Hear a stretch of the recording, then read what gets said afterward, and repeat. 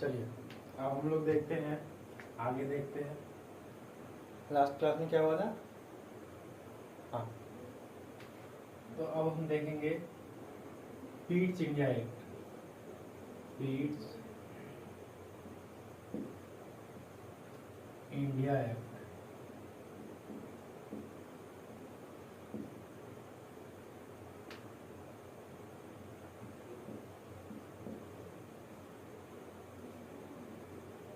Seventeen 1884।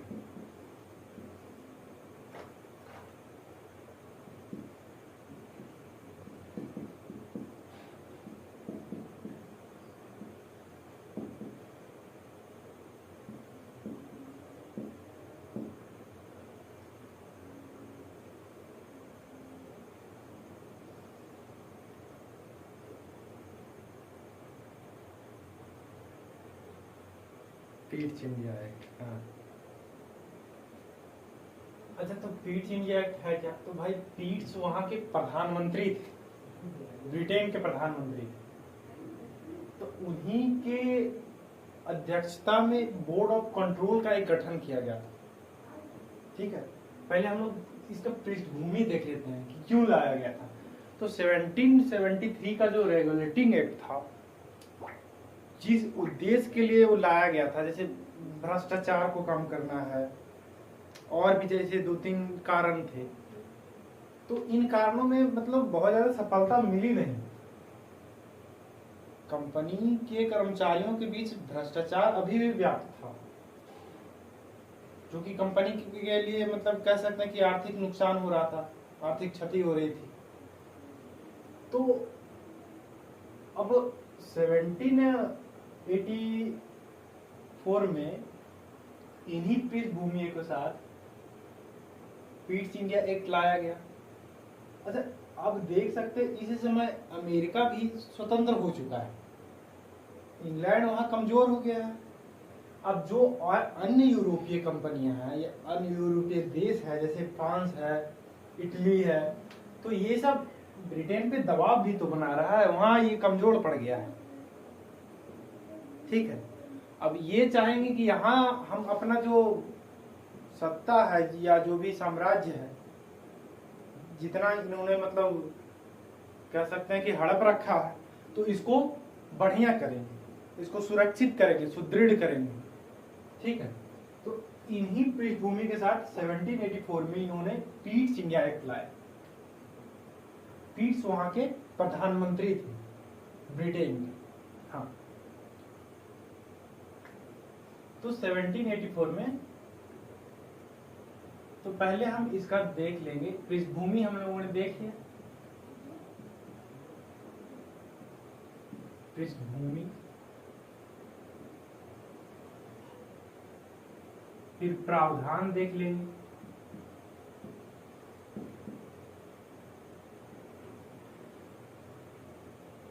उसके बाद सकारात्मक पहलू,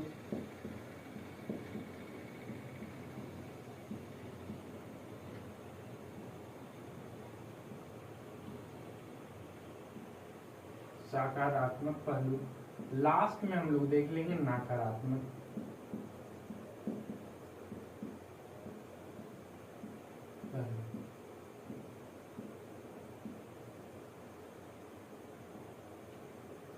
ठीक है, तो पृष्ठभूमि हम लोगों ने देख ली। अब इसमें होता यह है कि एक बोर्ड ऑफ कंट्रोल का गठन किया जाता है। बोर्ड ऑफ कंट्रोल, इसको निदेशक मंडल भी कहा गया था। निदेशक मंडल। अब ये गठन कहाँ किया गया? तो ये ब्रिटेन में गठन किया गया, ये ब्रिटेन में बनाया गया निदेशक मंडल, बोर्ड ऑफ कंट्रोल। इसमें 6 सदस्य हुआ करते थे, 6 मेंबर्स, जिसमें 2 मेंबर्स, एक वित्त मंत्री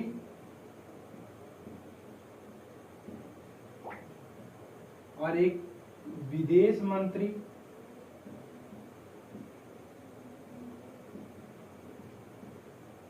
और 4 मेंबर प्रीवी काउंसिल के सदस्य हुआ करते थे। प्रीवी काउंसिल,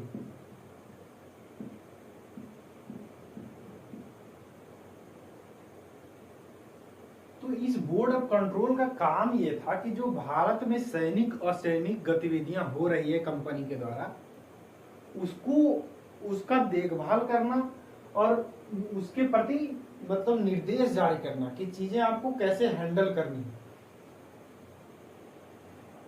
क्योंकि कंपनी अभी देख सकते हैं, मतलब यही तो समय है, कंपनी कर्नाटक युद्ध में फंसी हुई है, बक्सर युद्ध हो गया है, तरह तरह का युद्ध, प्लासी का युद्ध हो गया है। तो इन सैनिक और सैनिक गतिविधियों का बोर्ड ऑफ कंट्रोल ध्यान रखेगा। अच्छा, अब जो है गवर्नर जनरल परिषद जो था, भारत में काम कर रहा था, गवर्नर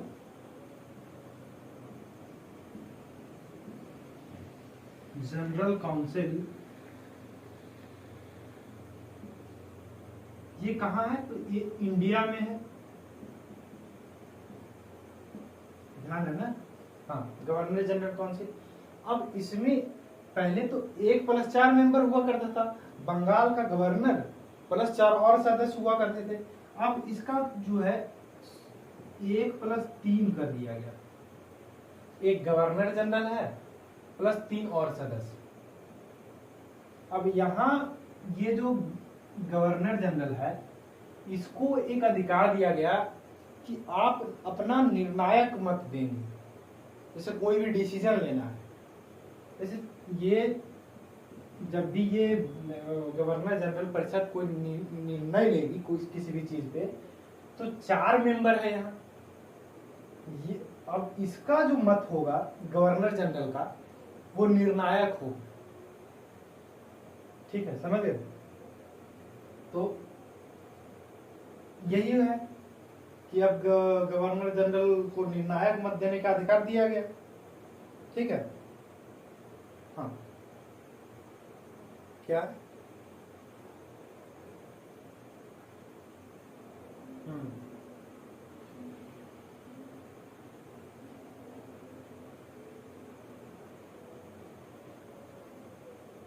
ठीक, अब इसमें जैसे सकारात्मक पहलू क्या है, तो कंपनी अब एक तरह से कह सकते हैं कि सेंट्रलाइजेशन की ओर बढ़ रही है, केंद्रीकरण की ओर।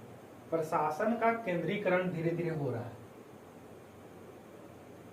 यहां से। हाँ, अब गवर्नर जनरल को एक तरह से धीरे धीरे उसका पावर को थोड़ा थोड़ा बढ़ाया जा रहा है, तो सेंट्रलाइजेशन की ओर कंपनी अब बढ़ रही है धीरे धीरे। ठीक है, सकारात्मक पहलू है। अब जो जैसे नकारात्मक पहलू में हम लोग क्या देखेंगे, कंपनी जिस उद्देश्य के साथ इसको लाई थी कि भारत में ब्रिटिश प्रशासन को मजबूत किया जाए, अपनी सत्ता को मजबूत किया जाए, उसमें ये सफल हो रही है। तो ये हमारे लिए नकारात्मक पहलू है ना भाई, उनके लिए सकारात्मक। तो ये नकारात्मक ये सब पहलू हो गया। अब इसको लिखना है तो हम लोग लिख लेंगे इसको। हाँ,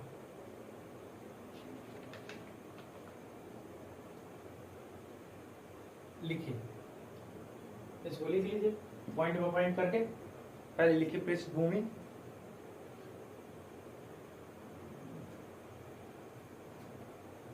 लिखिए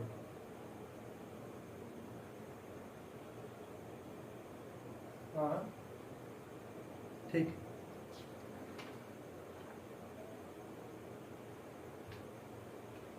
इसी के नीचे लिख लो।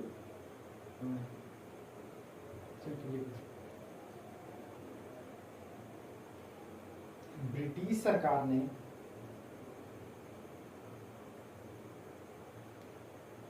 जिन उद्देश्यों के साथ 1773 का अधिनियम लाया था,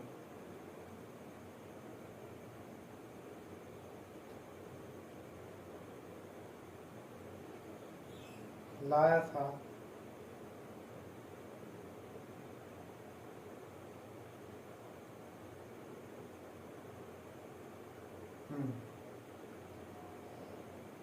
उसमें बहुत हद तक सफल नहीं रही। जैसे न्यायपालिका,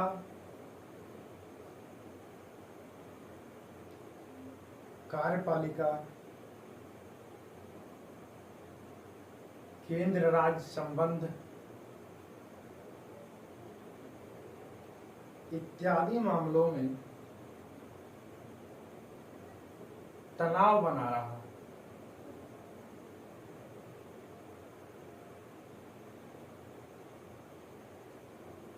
तनाव बना रहा एवं भ्रष्टाचार पर भी रोक नहीं लगाया जा सका।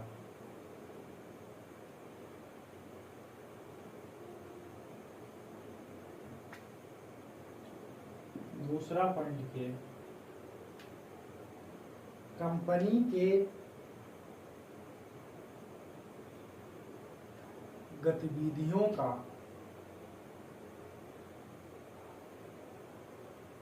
ब्रिटेन में विरोध जारी था।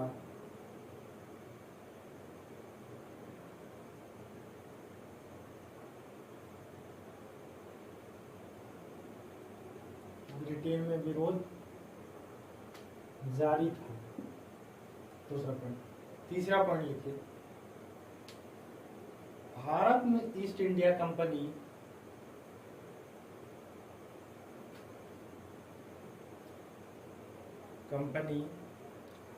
मराठे मैसूर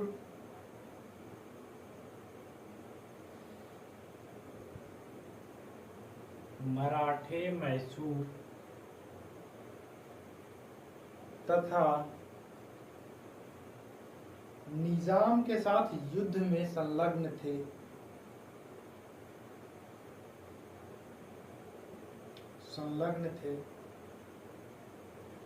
अंतर्राष्ट्रीय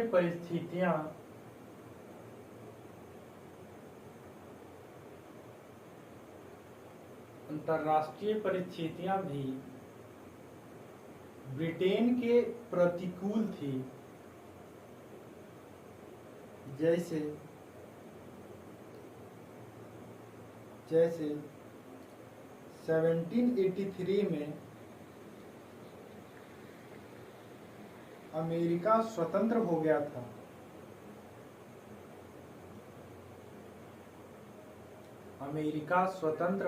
था।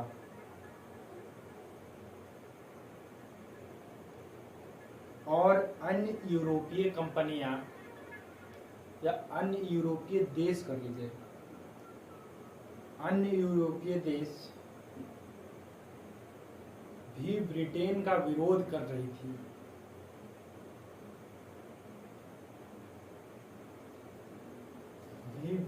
ब्रिटेन का विरोध कर रही थी।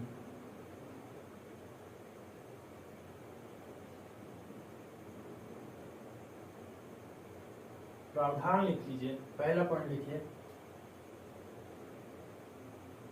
ब्रिटेन में बोर्ड ऑफ कंट्रोल का गठन किया गया।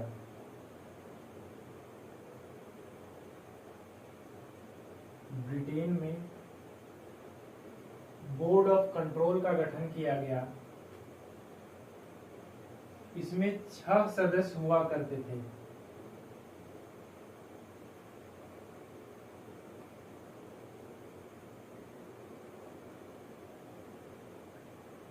छह सदस्य हुआ करते थे।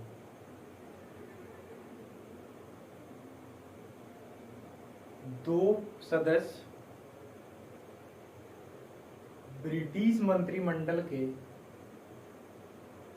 तथा 4 प्रीवी काउंसिल के सदस्य थे।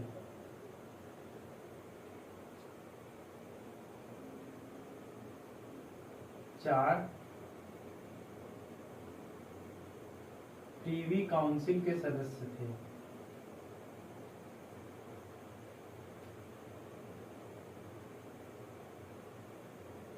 इसी में लिख लीजिएगा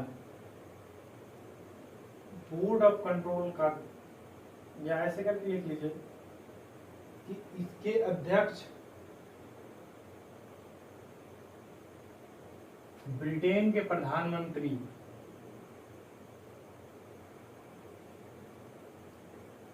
पीट्स थे।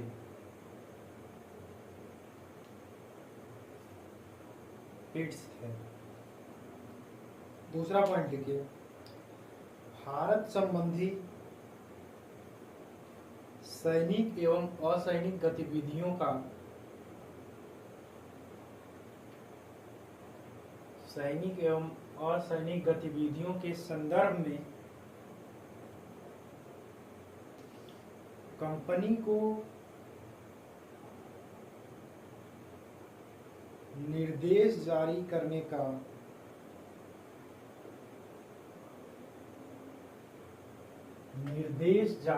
का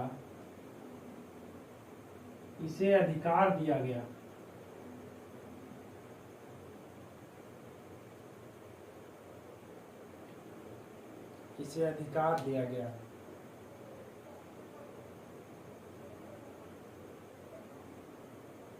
ब्रैकेट में करके लिख लीजिएगा, 3 डायरेक्टरों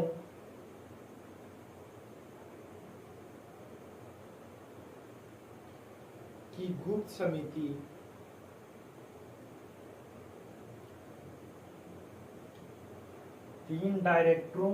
समिति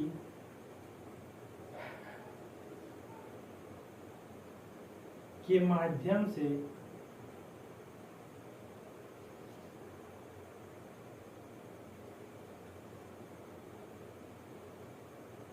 निर्देश जारी किए जाते थे।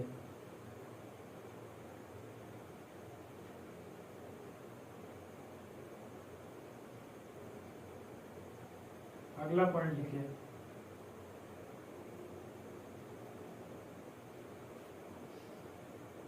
नियुक्ति एवं व्यापार पर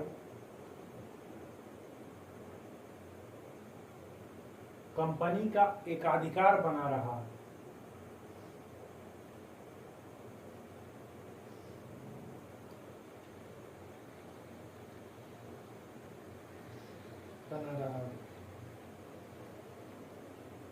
चौथा पॉइंट लिखिए, भारतीय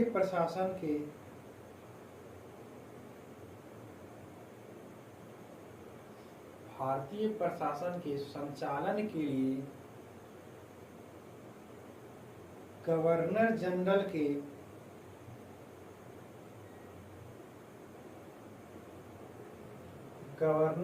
के परिषद में एक सदस्य की संख्या कम कर दी गई।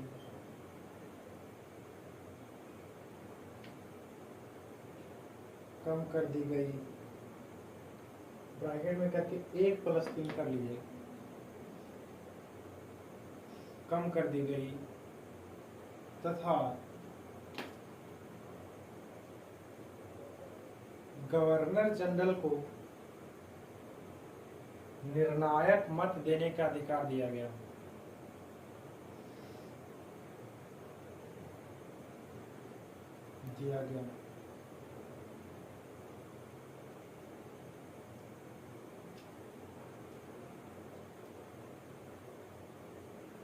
ब्रैकेट में लिख लीजिएगा एक चीज, केंद्रीकरण की दिशा में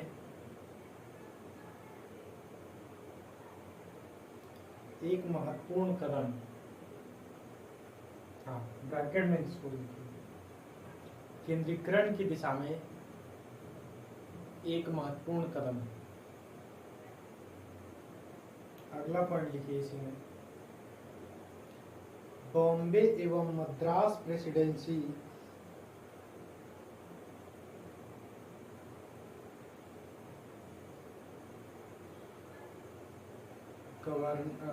बॉम्बे तथा मद्रास प्रेसिडेंसी को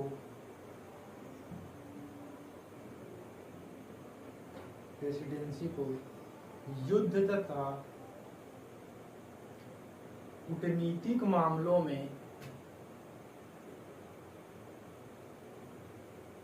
गवर्नर जनरल परिषद के अधीन किया गया।